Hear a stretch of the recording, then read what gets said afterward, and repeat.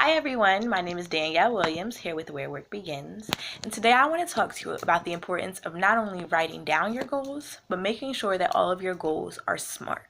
So we all have goals in life, whether it's something big like buying a house or graduating from college, or something small like cleaning your room or finishing a book. No matter what, it's important to make sure that your goals are written down and that they're SMART.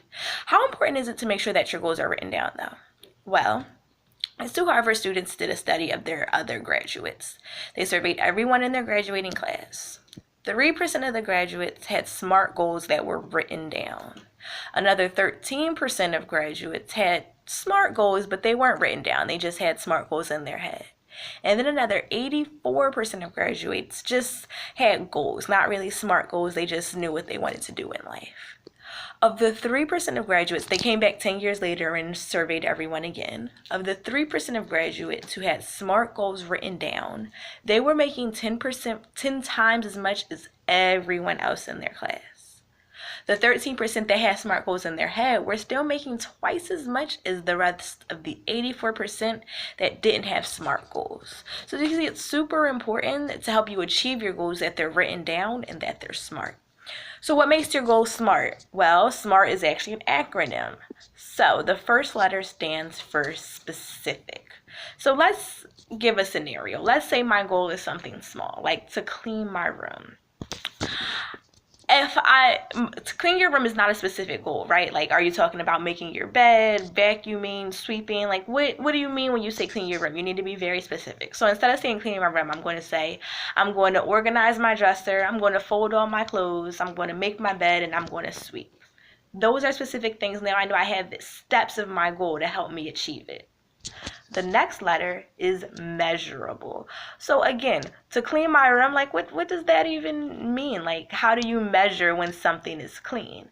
But it's better if you say, I'm going to pick up everything off my floor.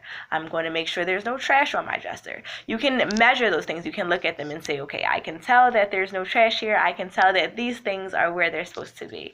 Or if you're saving up, you want to have a specific amount, something you can measure to. So I'm going to save $1,000 this month.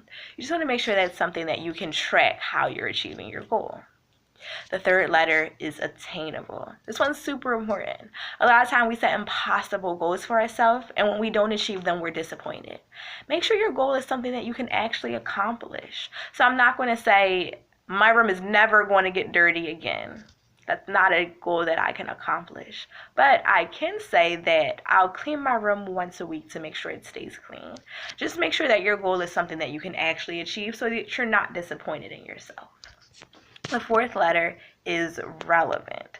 So if my goal is to clean my room, I'm not going to say, and I'll take out the trash in the bathroom, because that has nothing to do with my room. You want to make sure that whatever parts of your goal you're planning out always lead back to your goal, that you're not just creating extra steps for yourself that have nothing to do with what you're actually trying to accomplish. And the last letter is going to be time bound. You want to give yourself a deadline, because if your goal is just to clean my room 5 years from now, and I could still have that goal and I could still be trying to achieve it, but it should make sense that whatever your goal is, it should have a reasonable time bound. So if I'm going to clean my room, by the end of the day, my room will be clean. If I'm saving $1,000, by the end of the month, I'll have $1,000 saved. Make sure you're putting deadlines on yourself that are reasonable, and they'll help you achieve your goal. I hope this was helpful, and I hope you're able to create SMART goals that'll help you achieve what you want. If you want to find more about Where Work Begins services, please visit us at whereworkbegins.com. You can learn about our founders, what we do, and you can register for our services. I hope this was helpful, and enjoy the rest of your weekend. Goodbye.